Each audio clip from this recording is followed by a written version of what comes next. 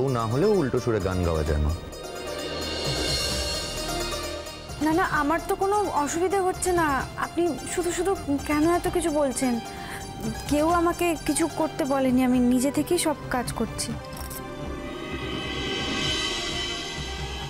আপনাকে আমাদের মধ্যে কেউ কথা বলতে বলেনি। আরে আমার ব্যাপারে কথা হচ্ছে, আমি কথা বলবো না? তো ভালো নটঙ্কি জানো হে মেয়ে। রাতের বেলা আমার ছেলের কান ভরো অন্য কথা বলে, আর দিনের বেলা আমাদের সামনে উল্টো সুরে গান গাও। বাবা, তোমাদের মতো মেয়েকে আমার চেনা আছে, আমি চিনি তো।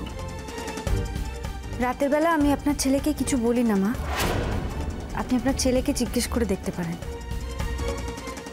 আমায় কেউ কিছু বলেনি মা, আমি যা বলছি নিজে থেকে বলছি।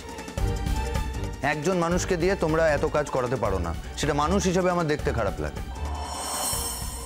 পুপুল, একটা কাজ করো না, একটা শোকেস কিনে দিও আমাকে।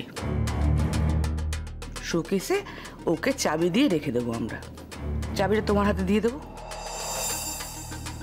তোমার যখন খুশি বার করে নিয়ে আবার যখন ইচ্ছা হবে শোকেসে তুলে রেখো, দিয়ে বন্ধ করে দিও। আপনাকে আমি কি বলেছিলাম?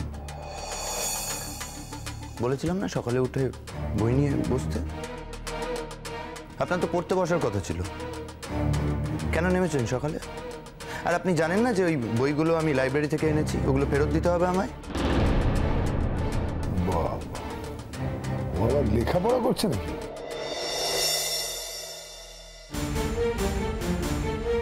আবার আমায় তোমায় একই কথা বলতে হচ্ছে বাবা। শোনো, যে কাজটা তুমি জীবনে করনি, মানে একজন মানুষকে শিক্ষিত করনি, তাকে আস্থা করে ফেলে রেখেছো, তার জীবন থেকে পরিচয়টা কেড়ে নিয়েছো,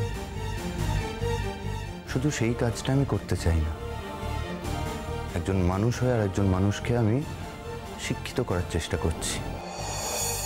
পেশায় তো আমি একজন শিক্ষক, তাই এটা আমার নৈতিক কর্তব্য বলে আমি মনে করি। এ করবে লেখাপড়া? পুপুল, সবাইকে দিয়ে কিন্তু সব কাজ হয় না, বুঝলে? মানে ছাগলকে দিয়ে যেরকম হাল চাষ হয় না, এও ঠিক সেরকমই ব্যাপার। মানুষ চিনতে হবে তো পুপুল, কাকে দিয়ে কোন কাজটা হবে আর কাকে দিয়ে কোন কাজটা হবে না সেটা বোঝা কিন্তু তোমার দায়িত্ব। ও তাই? বাহ, ভাগ্যিস তুমি বললে কাকিমণি, নাহলে তো আমি